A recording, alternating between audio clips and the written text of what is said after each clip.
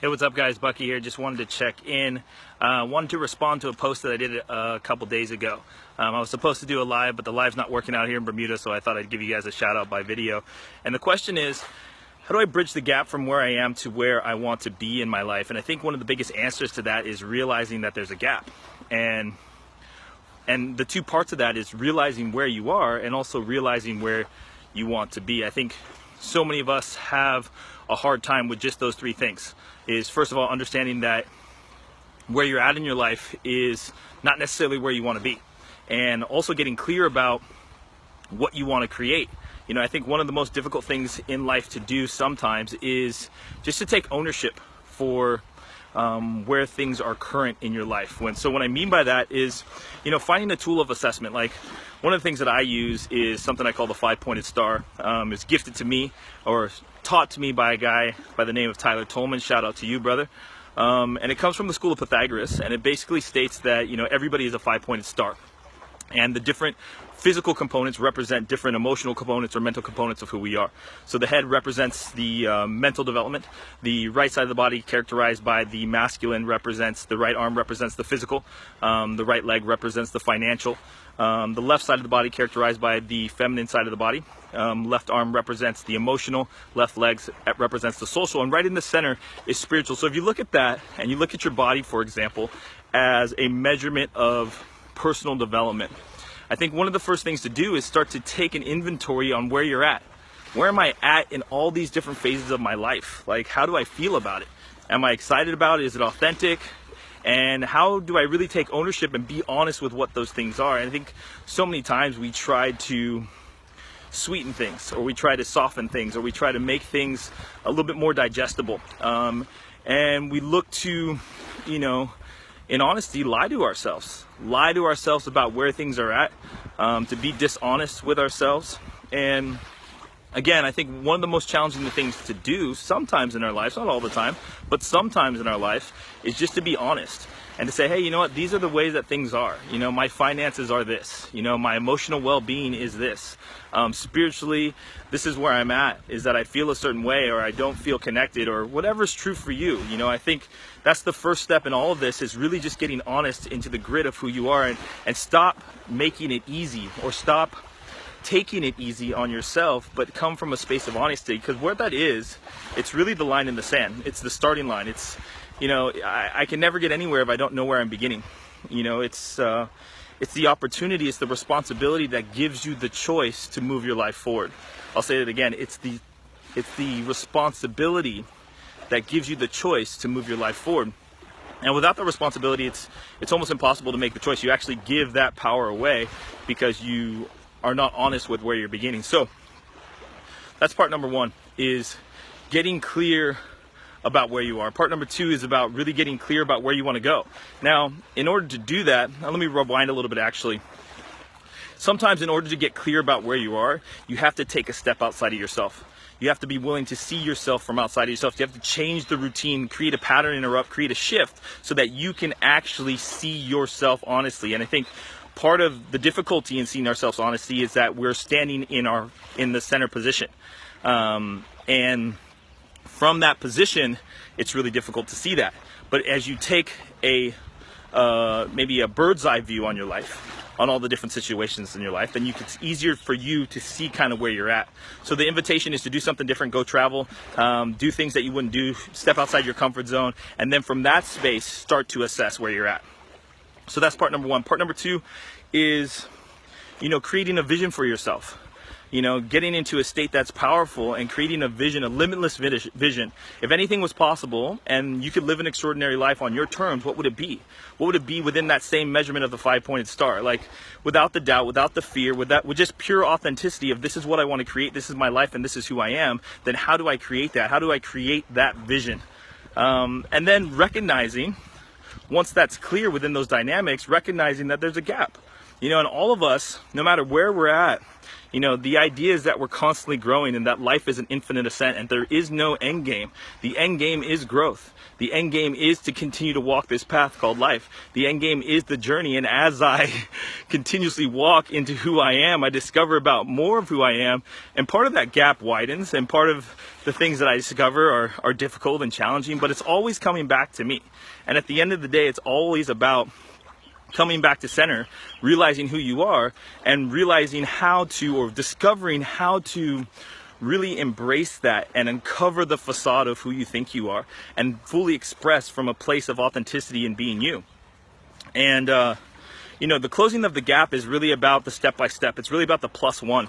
I'm at this program here at Bermuda with some what they call at-risk youth, and I think in all ways in our lives, we are all in some ways at risk, right? At risk of losing relationship, at risk of not being honest with ourselves. We are all in some ways at risk, and it's really this metaphor of how do I create a +1 in my life.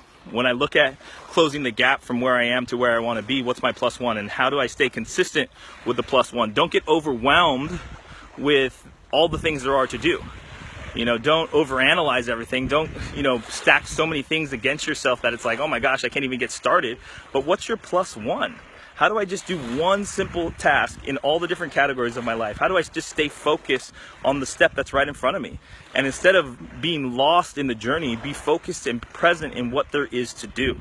And again, it takes a centered approach in order to do that. Takes a focused approach in order to do that. You can't be overwhelmed with your life. You have to be willing to accept it. And one of the hardest things in creating a vision and seeing the gap is the overwhelm. It's like, holy crap, there's so much gap. Like, where I am and where I want to be is such a different place. So how do I create that? And the journey of 1,000 miles starts with a single step. You have to be willing to take the steps. So that's the question you can ask yourself every single day. Like, what's my +1? What does it look like for me to get up in the morning and take +1 in some area of my life? And the truth about it is that's how you've learned everything, right? It all starts with a +1. It all starts with the ability and the willingness to take the step. And as you start to step, you'll start to have more realizations about what's holding you back. You have a realization that, it's the perception of fear, or it's your perception of who you think you need to be that's actually holding you back. And merging that gap or building that bridge is easier than it seems. It's less about the external, it's more about the internal. It's more about understanding the principles and understanding the ideas and understanding the practices that you have that hold you back, that you've created, the constructs that you've created about yourself that hold you back and keep you in the places that you are. So opening that conversation up, being a learner, being humble in your position in life, and coming from a space of learning and coming from a space of acceptance and love, and stepping into a place of beautiful discovering who I am, and being present in this journey and allowing myself to unfold and embracing all of who I am and loving that and coming from a space of love. It's one of the most powerful energies that you can come from. It's just love for yourself and the willingness to be in this journey with you and to be in this journey with life. And again, step by step, +1, one +1 at a time.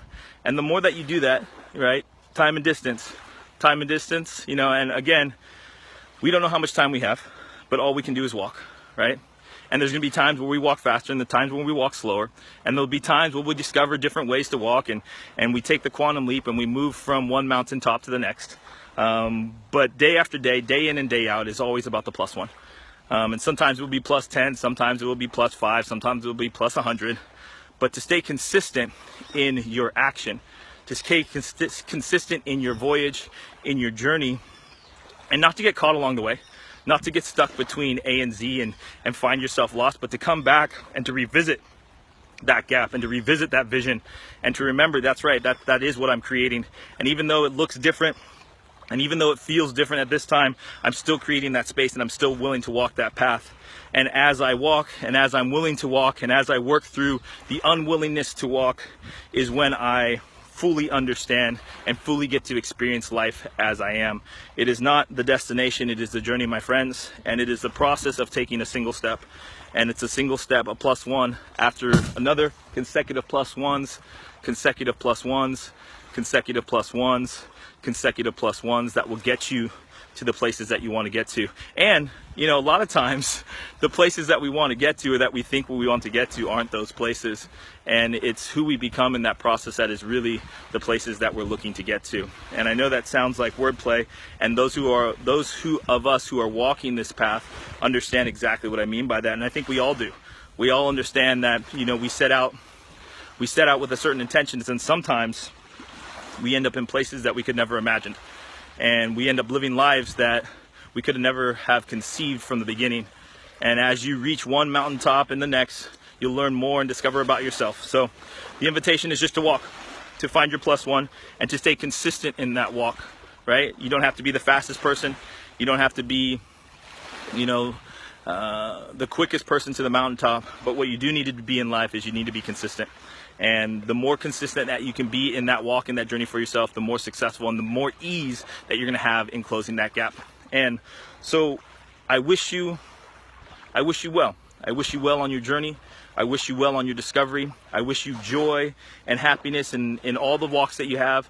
And I know that there's going to be times that are difficult, and just to expect them and know that you can navigate that through you. And there is no external force. It is only the internal workings that we get to deal with. And the more that we can focus on that, the more ease, love, and joy that we can have in our lives. So wishing you the best from Bermuda. Lots of love. Peace, you guys.